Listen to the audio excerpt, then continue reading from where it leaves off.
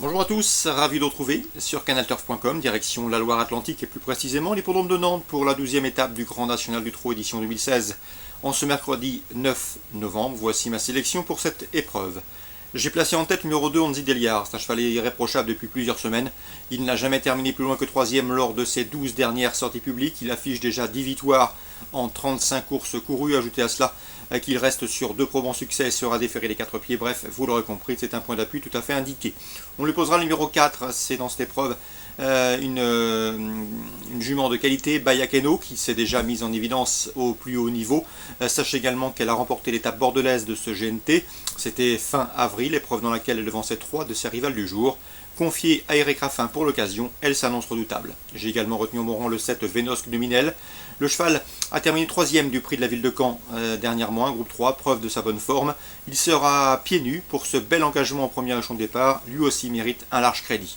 Le numéro 5 dans cette épreuve, c'est Ultra des Landes, une jument de qualité qui sera pieds nus. Elle est redoutable lorsqu'elle évolue de la sorte. D'ailleurs, sa dernière sortie pieds nus s'est soldée par une place de 2e dans l'étape lavalloise de ce GNT, épreuve dans laquelle elle termine 2e, derrière la bonne Bélina Josselin, où elle devançait également plusieurs de ses rivales du jour, dont Vanille du Dollar qu'elle retrouve ici, c'était le 8 juin.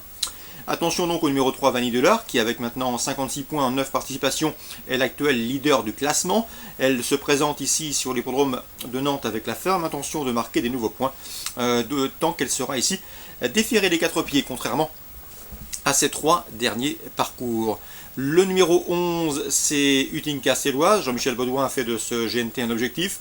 La jument a déjà remporté 2 épreuves de ce circuit. D'ailleurs, elle compte 4 succès dans les quintés cette année, 2016. Ici, elle devrait une nouvelle fois jouer un bon rôle. Même topo pour sa compagne d'entraînement, le 10 Topaz Jeff, qui n'a plus passé le poteau en tête depuis désormais 18 mois.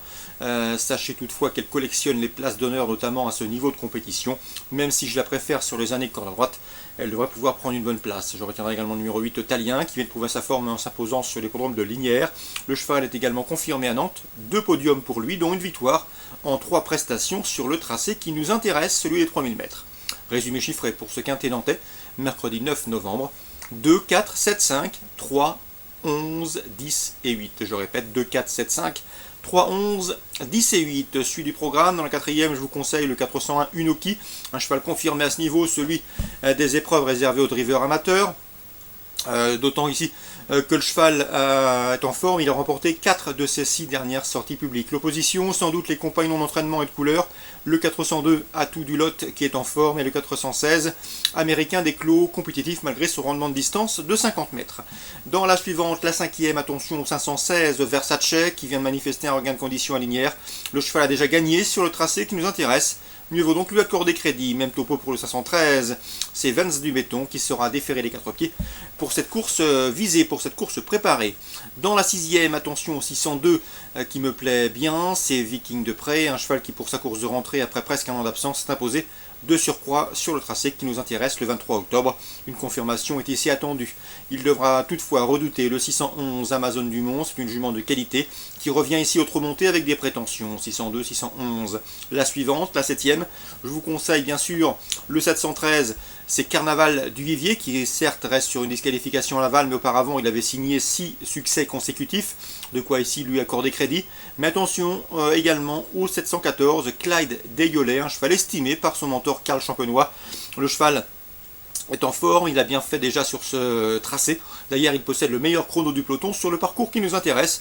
Et je sais que dans l'entourage, on est assez confiant pour un bon classement. 713, 714. Enfin, dans la 8e, on fera confiance au 813 Bifton. Bifton qui reste sur 5 podiums consécutifs, dont une victoire sur ce tracé le mois dernier.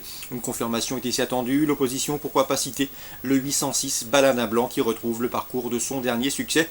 Un succès obtenu début juillet. 813, 806. On résume tout ça pour Nantes, Réunion 1, la 4e 401, 2 et 16, la 5e 516, 513, la 6e 602, 611, la 7e 714, 713, la 8e 813 et 806. Concernant maintenant Vivo en Réunion 4, deux coups de cœur à vous indiquer. Dans la première, tout d'abord, avec le 106 Alain Daucagne, qui vient de se classer 6e d'un Quintet Plus disputé à Vincennes. Il retrouve ici des adversaires à sa portée, un 6 ans face à ses aînés.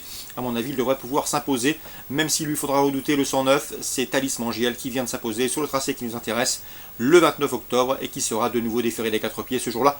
D'ailleurs, à l'occasion de son dernier succès, il devançait plusieurs de ses rivaux du jour. 106 et 109. Dans la suivante, attention au 201 Country GD, qui me semble en mesure de bien faire. Elle est arrivée récemment dans la région, après avoir été entraînée par Tony Le Balère. Elle est désormais sous la férule de Nicolas Hench. Pour ses débuts dans le sud-est, elle a pris une bonne deuxième place sur l'hippodrome de Marseille-Borelli. À mon avis, elle n'aurait plus tardé à s'imposer dans la région du sud-est. Donc le 201 Country GD à suivre en confiance, au même titre que le 106 Alain Daucagne qui affronte des adversaires à sa portée. Ça, c'est pour la réunion 4 sur l'hippodrome de Vivo. Bonjour à tous, bonne journée et rendez-vous demain.